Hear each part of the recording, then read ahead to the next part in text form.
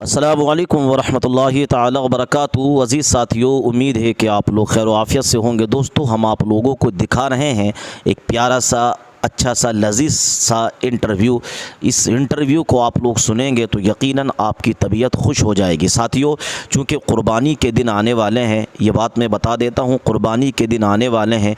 अगर अल्लाह ने दिया है तो क़ुरबानी ज़रूर कीजिए। बहुत सारे लोग ऐसे हैं कि जिनको हमने देखा है अल्लाह तबारक व तआला ने उन्हें बहुत कुछ अता फ़रमाया है, लेकिन उसके बावजूद वो क़ुरबानी के दिनों में गरीब बन जाते हैं, मुफलिस बन जाते हैं और उसके अलावा में मालदार हो जाया करते हैं।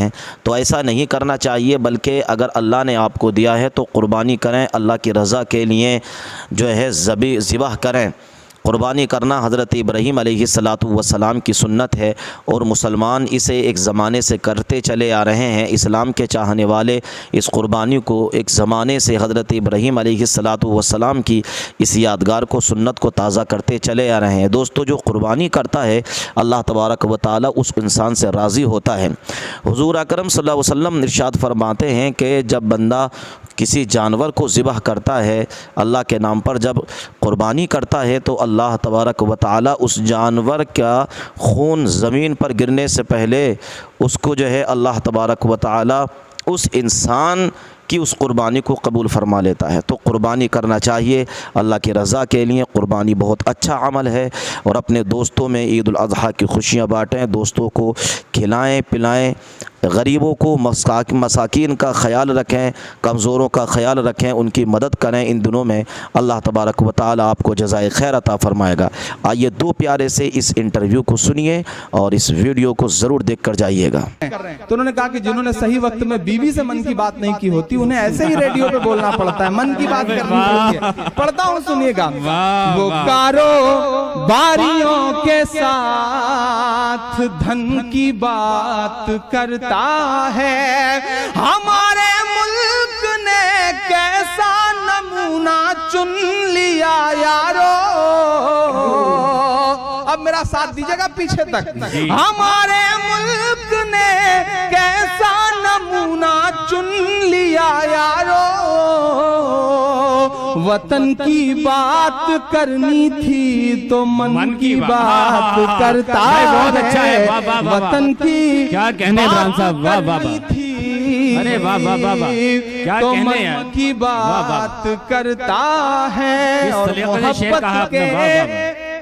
मोहब्बत के सभी मंजर बड़े खाली से लगते हैं। क्या कहने? इतना झूठ बोला गया पिछले 15 साल में, इतना झूठ बोला गया। हमारी टोपी पहनने तक से इनकार किया गया हिंदुस्तान में। लेकिन जब अबू धाबी गए साहब तो शेख जायद मस्जिद में गए, मस्जिद में गए। जब वो मस्जिद में गए तो प्रतापगढ़ के एक बुजुर्ग आदमी ने उनकी तस्वीर देख करके अखबार में अपने बेटे से कहा कि बेटा, अब तो इब्लीस तक मस्जिद में चला गया, कम से कम तू भी मस्जिद में जाया कर। वाह वाह वाह। मोहब्बत के सभी मंजर बड़े खाली से लगते हैं, मोहब्बत के सभी मंजर बड़े खाली से लगते हैं, अकीदत से कहे अल्फाज भी जाली से लगते हैं, अकीदत से कहे अल्फाज भी जाली से लगते हैं। वो रोहित बेमुला की मौत पर आंसू बहाता है, कानपुर लखनऊ में रोए वो दीक्षांत समारोह में, पढ़ता हूं मैं। वो रोहित बेमुला की मौत पर आंसू बहाता है,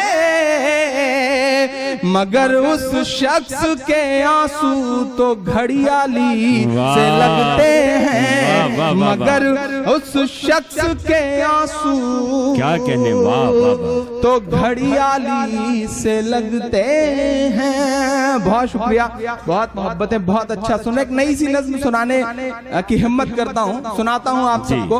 आप बड़े बहुत देर से बीच में जो लोग खड़े हैं उनकी भी शिरकत चाहते हुए पढ़ता हूँ एक छोटी सी नज्म आपको। जी इरशाद। जो कल तक कातिल थे वो कानून के अब रखवाले हैं। नई सी नज्म पढ़ता हूँ, बिल्कुल नई सी नज्म, कोशिश कर रहा हूँ कि आपको कुछ पुराना ना सुनाऊं। जी। जो कल तक कातिल थे वो कानून के अब रखवाले हैं, और लोगों को लगता है अच्छे दिन आने वाले हैं। जो कल तक कातिल थे वो कानून के अब रखवाले हैं। जो कल तक कातिल थे वो कानून के अब रखवाले हैं। मदरसों पे कहा जा रहा है कि तिरंगा फहराया जाए। मैं पढ़ता हूँ कि वो जो अपनी छत पे तिरंगा तलक नहीं फहराते, वो जो अपनी छत पे तिरंगा तलक नहीं फहराते, वो मेरे ऊपर गद्दारी का इल्जाम लगाते, वो मेरे ऊपर गद्दारी का इल्जाम लगाते। नागपुर के मुख्यालय पर जिस दिन फहरेगा तो उसके लिए हम खुश हैं, क्योंकि ये जो डीलिमिटेशन है और सेंसस है, ये दो इतने पॉलिटिकली चार्ज्ड इश्यूज हैं जिसको इन्होंने महिला बिल के साथ जोड़ दिया है, जिसकी कोई आवश्यकता नहीं थी। महिला बिल मैं आपके माध्यम से स्पष्ट करना चाहती हूँ, अभी भी इंटैक्ट है, it is still standing and we urge the government कि वो इसे लागू करें, जल्द से जल्द लागू करें। 29 में चाहे सीटें बढ़े या ना बढ़े, 543 सीट पे वो 33% आरक्षण दे, विपक्ष का एक भी व्यक्ति उनके खिलाफ नहीं होगा, हम सब उनका साथ देंगे। लेकिन उनकी नियत ही नहीं है, वो चाहते तो वो 23 में पास हुआ था ये बिल सर्वसहमति से, सिर्फ 2 मेंबर्स को ही थे जिन्होंने इसके विरोध में वोट किया था, बाकी पूरा विपक्ष सबने साथ दिया था। जब वो बिल पास हुआ था तो 24 में लागू कर सकते थे, इन्होंने रातों रात डिमोनेटाइजेशन कर दी थी। ऐसा नहीं है इनके पास संसाधन नहीं है कोई भी कानून को लागू करने के, ये चाहते ही नहीं। इन्होंने परसों तो उसकी नोटिफिकेशन जारी करी है 3 साल पुराने बिल की। जब बात ये आई कि कोर्ट में कुछ लोगों ने कहा कि हम कोर्ट जाएंगे कि बिल की इन्होंने नोटिफिकेशन क्यों नहीं करी, तब जाके इन्होंने हड़बड़ी में परसों रात नोटिफिकेशन करी है।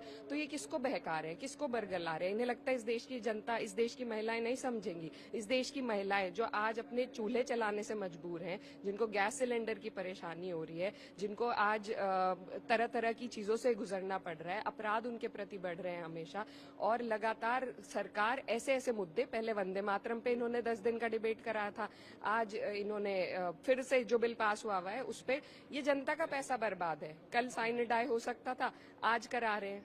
एक दिन में 9.5 करोड़ रुपए सदन चलाने का लगता है, और बेबुनियाद बातों पे ये जो खर्चा कराते हैं। जब इस देश में महंगाई चरम पे है, जब इस देश के लोग जूझ रहे हैं, सिलेंडर नहीं मिल रहा लोगों को, तो तब ये बेबुनियाद एक नैरेटिव चलाने के लिए, जिसका कोई सर पैर नहीं है, जिस नैरेटिव का, उसके लिए करोड़ों करोड़ों रुपए इस देश की जनता के खर्च कर रहे हैं।